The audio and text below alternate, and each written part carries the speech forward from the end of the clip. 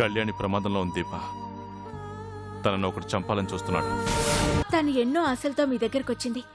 ఈ సమయంలో తనని సంతోషంగా ఉంచాల్సింది పోయి ఇలాంటి పరిస్థితులు కల్పించుకుంటే తన మనసు ఎంత బాధపడుతుందో తెలుసా?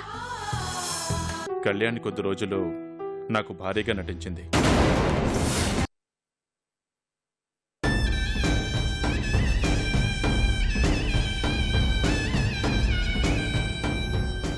నేను సుపారీ క్యాన్సిల్ చేసుకుంటున్నాను. దాన్ని చంపుతానని నాకు మాటిచ్చావు కదా. ఇప్పుడు కుదరదని చెప్తున్నాను కదా. నాకే కాదు, ఆ కళ్యాణిని చంపుడు ఎవరితోనూ కాదు. ఒప్పుకున్న పనిని పూర్తి చేయకుండా ఉండడు ఈ సేతు చరిత్రలోనే లేదు. మొదటిసారి కళ్యాణి విషయంలో వెనక్కు తగ్గాల్సి వచ్చింది. ఇంతవరకు దాన్ని కాపాడడానికి ఒక్కడే ఉన్నాడనుకున్నాను, కానీ ఇద్దరున్నారని ఇవాళే తెలిసింది. ఒకడు కంచెలాంటోడైతే ఇంకొకడు ఆ కంచెకు చుట్టిన కరెంటు తీగలాంటోడు. వాళ్ళను దాటి దాని దగ్గరకు పోవడు కూడా సాధ్యం కాదు. అందుకే నేను రాపోతున్నా. అనవసరమైన ప్రయత్నాలు చేయకుండా నువ్వు కూడా కామ్గా నీ పని చూసుకో. నేనేం చేయాలో నాకు తెలుసు. నువ్వు చెప్పాల్సిన అవసరం లేదు. నువ్వు మాత్రం వెంటనే ఊరొదిలి ఎక్కడికైనా దూరంగా వెళ్ళు. నీ వల్ల నేను దొరికిపోయే ప్రమాదం ఉంది. ఒకవేళ అటువంటి పరిస్థితి వస్తే నువ్వు ప్రాణాలతో ఉండవు, గుర్తుంచుకో.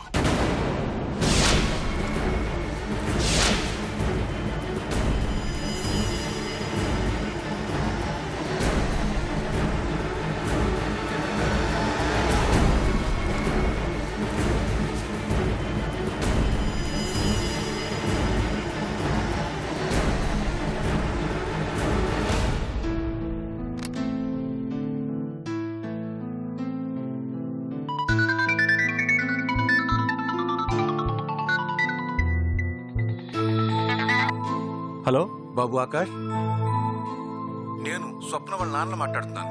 చెప్పండి అంకుల్. చాలా రోజులైంది మీతో మాట్లాడి. ఎలా ఉన్నారు? నీతో అర్జెంటుగా మాట్లాడాలి ఆకాష్. ఒకసారి ఇంటికి రాగలవా? ఏమైంది అంకుల్? ఏదైనా ప్రాబ్లమా? అవును బాబు, స్వప్న విషయంలో. స్వప్నకేమైంది అంకుల్? ముందింటికి రా బాబు, అన్ని విషయాలు వివరంగా మాట్లాడుకుందాం. అలాగే అంకుల్, ఇప్పుడే వస్తాను.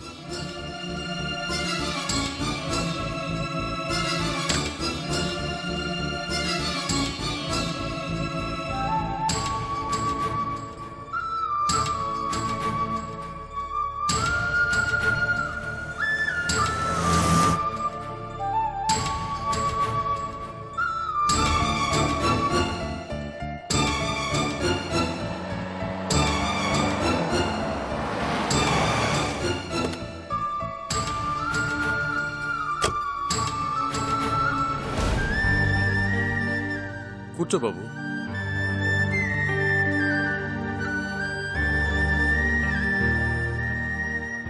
ఎందుకు అంకుల్ అర్జెంటుగా రమ్మన్నారు? స్వప్నకి ఏదో ప్రాబ్లం అయిందన్నారు. ఏం జరిగింది? మాట్లాడరేంటి అంకుల్? స్వప్నకేమైంది? గతంలో స్వప్న పెళ్లి ఆగిపోయిన విషయం నీకు గుర్తుందిగా ఆకాష్? గుర్తుంది అంకుల్. ఇప్పుడు దాని గురించి ఎందుకు? ఇప్పుడు స్వప్నకి ప్రాబ్లం అక్కడి నుంచే స్టార్ట్ అయింది ఆకాష్.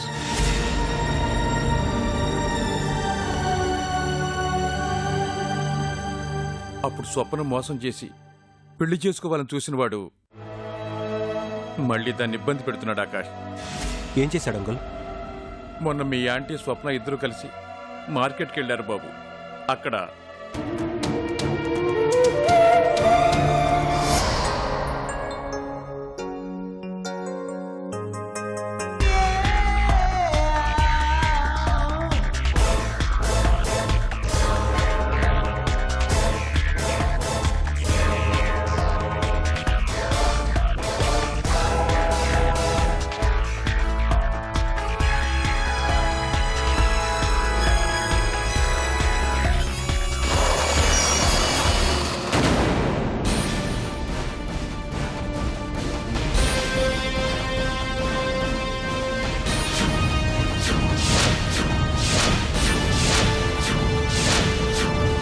హాయ్ స్వప్న.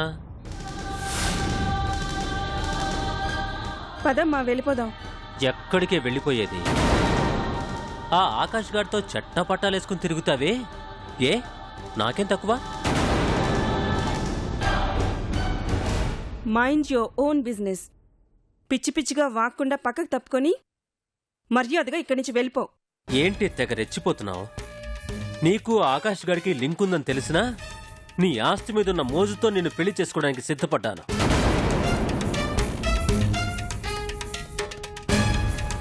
కానీ ఆ ఆస్తి నీకు రాదన్నప్పుడు నిన్ను వదిలించుకున్నాను. దానికి నేనేదో పెద్ద తప్పు చేసినట్టు అందరి ముందు నా చెంప పగలగొట్టావు. కానీ అసలు విషయం ఏంటంటే నువ్వు కూడా నన్ను పెళ్లి చేసుకొని తర్వాత ఆకాష్ గారితో నీ ఇష్టం వచ్చినట్టు కులుకుతూ నన్ను బెదవం చేద్దామనుకున్నావు. సో మనిద్దరం దొంగలమే. మరెందుకో నువ్వొక పెద్ద పతివ్రతల పోజు కొడుతున్నావు. ఇప్పుడు మీ ఇద్దరికి ఏ అడ్డు లేదనుకుంటా. వీడితో మనకెందుకు కానీ వెళ్దాం పదమ్మా. ఆ నన్ను దాటి ఎక్కడికి వెళ్తారా ఆంటీ? మీరెంత దూరం వెళ్ళినా నేను మిమ్మల్ని వెంటాడుతూనే ఉంటాను. దయచేసి మా దారిని మమ్మల్ని పోనీ. మీ కూతురు విషయంలో చిన్న సెటిల్మెంట్ చేసుకుని వెళ్ళిపోండి. మీ కూతుర్ని ఒకరోజు నాతో పంపించండి. ఎలా కనపడుతున్నావురా నీ కంటికి? ఎందుకంటే ఎంత టెంప్ట్ అయిపోతున్నారు? ఆ ఆకాష్ గారి దగ్గరికి ఎలా పంపిస్తున్నారో మీ కూతుర్ని నా దగ్గరికి అలాగే పంపించండి.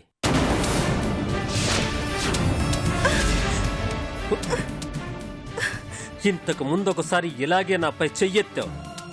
ఆ రోజు నువ్వు కొట్టిన దెబ్బ నా చంప మీద కాదే, నీ జీవితం మీద నువ్వే కొట్టుకున్నావు. ఇక నుంచి నీకు అనుక్షణం టార్చర్ పెడతాను. చెయ్యెత్తిన ఈ చేతులతోనే నా కాళ్లను పట్టుకుని బతిమాలేలా చేస్తాను. పదమ్మా.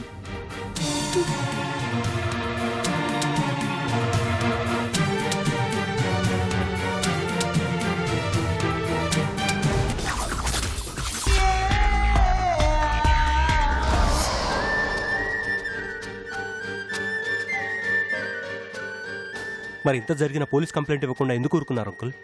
నేను ఇద్దామని అనుకున్నాను బాబు, కానీ దానివల్ల స్వప్న బ్రతుకు బజార్ను పడుతుంది తప్ప ఏ ప్రయోజనం ఉండదనిపించింది. పెళ్లి కావలసిన పిల్ల పోలీస్ స్టేషన్ల చుట్టూ తిరిగిందంటే నలుగురు నానా రకాలుగా మాట్లాడుకుంటారు బాబు. వాడన్న మాటలే మేం తట్టుకోలేకపోయాం. ఈ విషయం ఆ నోటా ఈ నోటా పాకితే ఇంకెన్ని పుకార్లు పుడతాయో. వాటన్నిటినీ విని భరించే శక్తి మాకు లేదు బాబు, లేదు. ఆల్రెడీ ఒకసారి దాని పెళ్లి పీటల దాకా వచ్చి ఆగిపోయింది. ఆ బాధ నుంచి తేరుకోవడానికి మాకు చాలా టైం పట్టింది బాబు. ఇప్పుడు ఈ కేసు ఇది అంటూ తిరగడం మా వల్ల కాదు బాబు. ఈ విషయం నలుగురిలోకి తీసుకెళ్ళి పరువు పోగొట్టుకుంటాం కన్నా మన పాటికి మనం వాడికి దూరంగా ఉంటే సమస్య సద్దుమడుతుందనుకున్నాం. కానీ వాడి ఆగడాలు అంతటితో ఆగలేదు. నిన్న ఉదయం ఏకంగా ఇంటికే వచ్చేశాడు.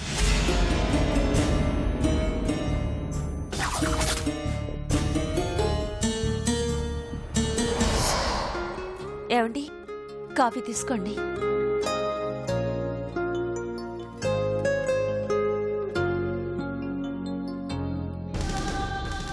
Hi uncle. Hi aunty. బాగున్నారా? ఏంటి కాఫీ అంకుల్కి ఒక్కళ్ళకేనా? మాకు లేదా? రాయ్ లేవరా, మర్యాద ఎక్కడి నుంచి వెళ్ళిపో. Cool uncle, cool. ఎందుకంత ఆవేశపడుతున్నారు? ఏదో నాకు తెలిసిన వాళ్ళు, నాకు మామగారు కాబోయి మిస్ అయిన వాళ్ళు కదా అని పలకరించిపోదామని వచ్చాను. దీనికి ఇంత సీరియస్ అవుతారేంటి? ఇంతకీ మీ కూతురు ఎక్కడ అంకుల్? రాయ్, నీకు మర్యాదగా చెప్తే అర్థం కదా. నీకు మాకు ఏమిటా సంబంధం? అలా అంటారేంటి అంకుల్? మీ అదృష్టం బాగోలేక రావాల్సిన ఆస్తి మీ చేయి సరిపోయింది. అందుకే నేను ఒక అడుగు వెనకేయాల్సి వచ్చింది. మా అదృష్టం బాగుండి నీ నిజస్వరూపం ముందే బయటపడింది కాబట్టి మేము తప్పించుకున్నాం. అంత ఈజీగా ఎలా తప్పించుకోగలరు అంకుల్? చూడు, నిన్న నువ్వు మా వాడితో అసభ్యంగా ప్రవర్తించావని తెలిసినప్పుడే నీ మీద కంప్లైంట్ ఇద్దాం అనుకున్నాను. మొదటిసారి కదా అని ఊరుకున్నాను. మళ్ళీ మళ్ళీ మా జోలికి రావాలని చూస్తే ఈసారి క్షమించేది లేదు. నీ చేత జైల్లో ఓచర్లా కట్టిస్తాను. Relax uncle. ఇలాంటి రెగ్యులర్ డైలాగులు చెప్పడానికి మీరు రొటీన్ ఫాదర్ కాదు, యు ఆర్ సంథింగ్ స్పెషల్. మీరు ఊరొదిలి వెళ్ళిపోయారని ఎంతకాలం కామ్గా ఉన్నాను గాని నాకు ఈ మధ్య తెలిసింది మీరు టౌన్లోనే ఉన్నారని.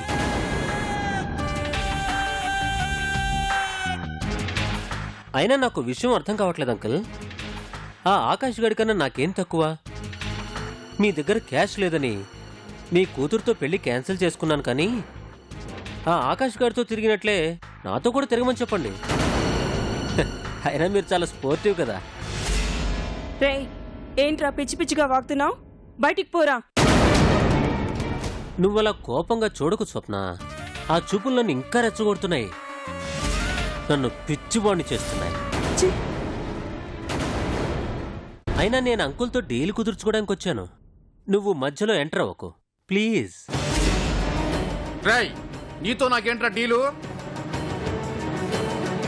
ఏం లేదు అంకుల్, ఆ ఆకాష్ గాడికి ఎలాగూ మీ కూతుర్ని పెళ్లి చేసుకునే ఉద్దేశం లేదు. ఉంటే స్వప్నకి నాతో పెళ్లి కుదిరినప్పుడు ఎందుకు ఊరుకుంటాడు?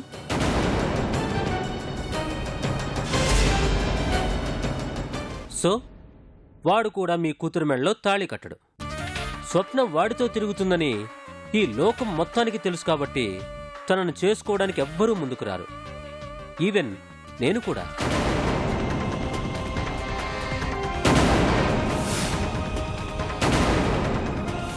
అలాగని నీ కూతుర్ని వదిలేస్తాననుకోకండి. తాళి కట్టనని చెప్పాను కానీ కాపురం చేయనని చెప్పలేదుగా.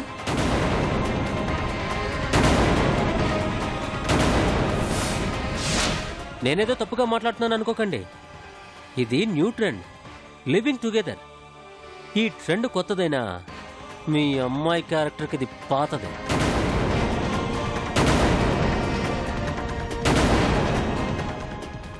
ఆ ఆకాష్ గారితో ఎటు అలవాటైపోయింది కాబట్టి నాతో కూడా అడ్జస్ట్ అవ్వమని చెప్పండి, ఏ గొడవ ఉండదు. రే, వాడితో తిరిగితే తప్పు లేనప్పుడు నాతో తిరిగితే ఏంటే? ట్రై చేస్తేనే కదా తెలిసేది ఎవడి సత్తా ఏంటనేది. రేయ్, నిన్ను! నాన్న ఏమండి? ఇంతవరకు ప్రతి అమ్మాయిని నేనే టచ్ చేశాను, కానీ నన్ను ఏ అమ్మాయి టచ్ చేయలేదు.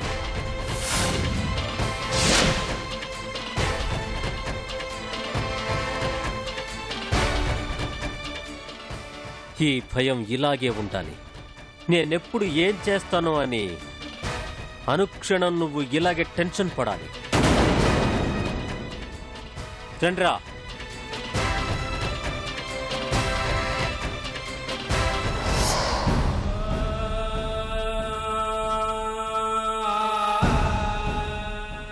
దుఃఖాన్ని దిగమించుకోలేక, వాటి నుంచి తప్పించుకునే దారి లేక నరకం అనిపిస్తున్నాం బాబు. ఎవరికి చెప్పుకోవాలో కూడా తెలియని పరిస్థితి.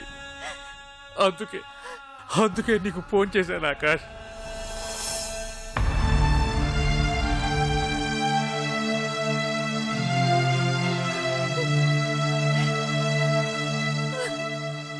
ఇప్పుడు స్వప్న ఎక్కడుంది అంకుల్? పైనుంది బాబు. వాడు వచ్చి వెళ్ళాక చుట్టుపక్కల వాళ్ళు చాలా అసహ్యంగా మాట్లాడారు బాబు.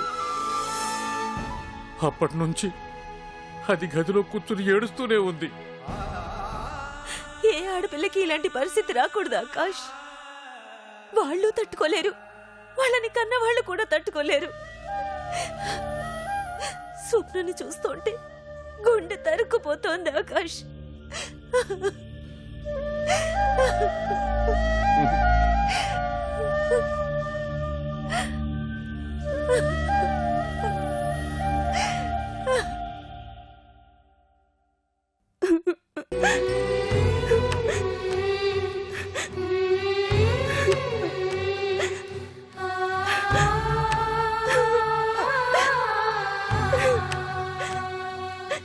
స్వప్న ఆకాష్ ఆకాష్ రా స్వప్న, ఎక్కడికి? రా చెప్తాను. ఆకాష్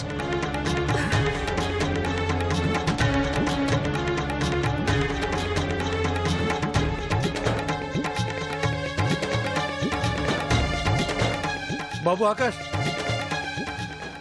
ఎక్కడికి? ఇప్పుడే వస్తాను uncle.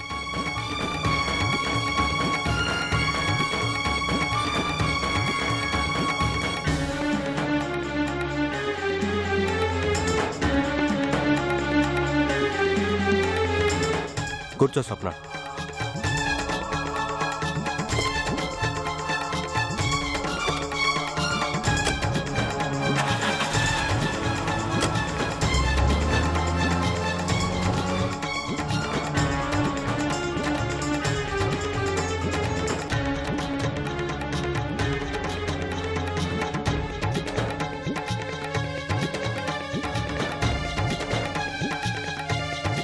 Swapna, control your self.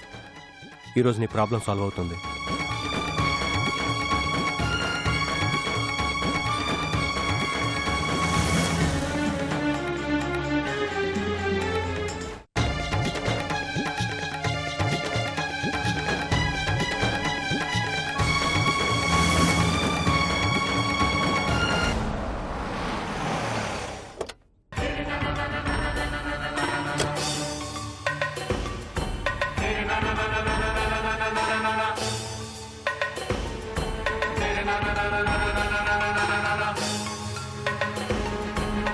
Excuse me. ఎవరు బాబు మీరు? శివరావు గారు. నేనే శివరాంని. అయితే నేను మీతో మాట్లాడడానికి వచ్చాను. నాతోనా? దేని గురించి? బిజినెస్ గురించి. నాకు ఎలాంటి బిజినెస్లు లేవు. నేను ఒక గవర్నమెంట్ ఎంప్లాయీని. నేను మాట్లాడేది మెయిన్ బిజినెస్ గురించి కాదండి, సైడ్ బిజినెస్ గురించి. సైడ్ బిజినెస్ ఏంటి? అసలు మీరు ఏం మాట్లాడుతున్నారో నాకు అర్థం కావటం లేదు. అవునులేండి, కొత్త వ్యక్తులు వచ్చినప్పుడు ఆ మాత్రం జాగ్రత్త పడటంలో తప్పులేదు. భయపడకండి, నేను పోలీస్ ఆఫీసర్ని కాదు, మీడియా నుండి కూడా రాలేదు.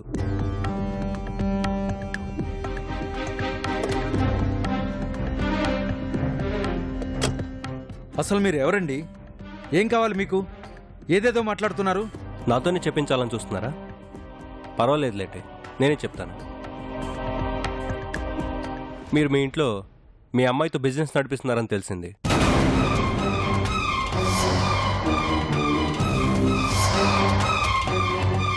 బయట మీ అమ్మాయికి చాలా క్రేజ్ ఉందండి. నేను కూడా ఇప్పుడే మీ అమ్మాయిని చూస్తున్నాను, చాలా బాగుంది. మనం ఒకసారి రేటు గురించి మాట్లాడుకుంటే. ఏం కూసావురా?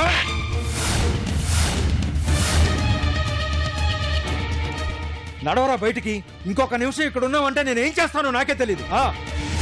అరే, ఇప్పుడు నేనేం తప్పు చేశానని కొడుతున్నారు? తప్పుడు కూతలు కోయడం తప్పు కదా? అయితే తప్పుడు చేస్తే కొడతారన్నమాట. నువ్వు మాట్లాడిన మాటలకి నేను నరికిన పాపం లేదు. స్వప్న,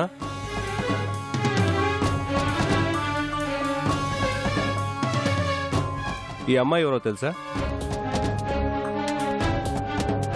మీ అబ్బాయి పెళ్లి చేసుకోవాలనుకున్న అమ్మాయి.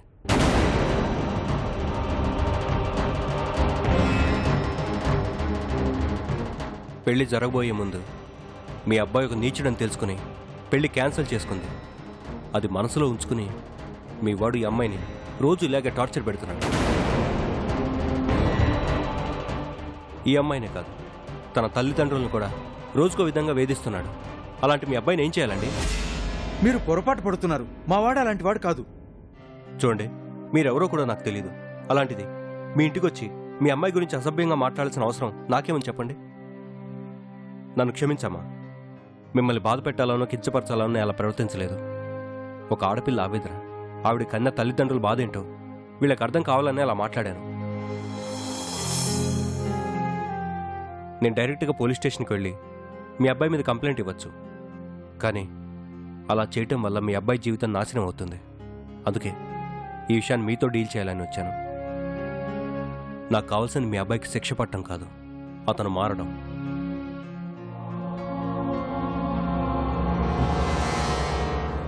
ఒరేయ్, ఈ అమ్మాయి నీకు తెలుసారా? ఈ అమ్మాయా? నాకు తెలియదు నాన్న, ఇంతకుముందు ఎప్పుడు చూడలేదు కూడా. నీ తడబాటే చెప్తుందిరా నువ్వు అబద్ధం చెప్తున్నావని.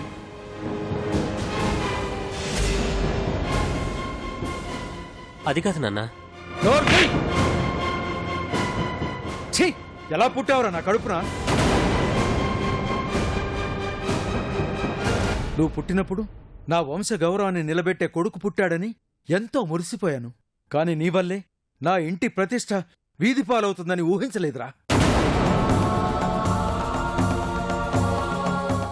నాకు పుట్టింది మగాడనుకున్నాను, కాని మృగాన్ని కన్నానని నాకు తెలీదు.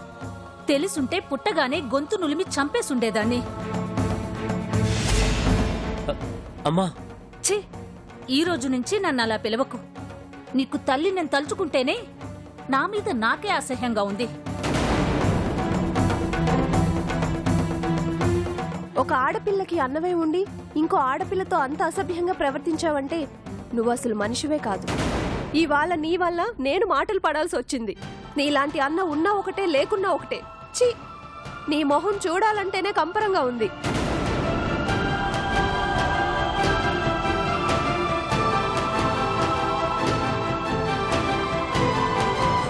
నన్ను క్షమించండి నాన్న.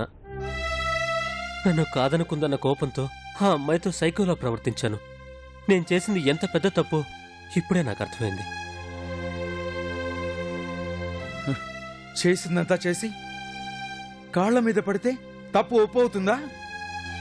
ఆ అమ్మాయి మనసుకైన గాయం మానుతుందా?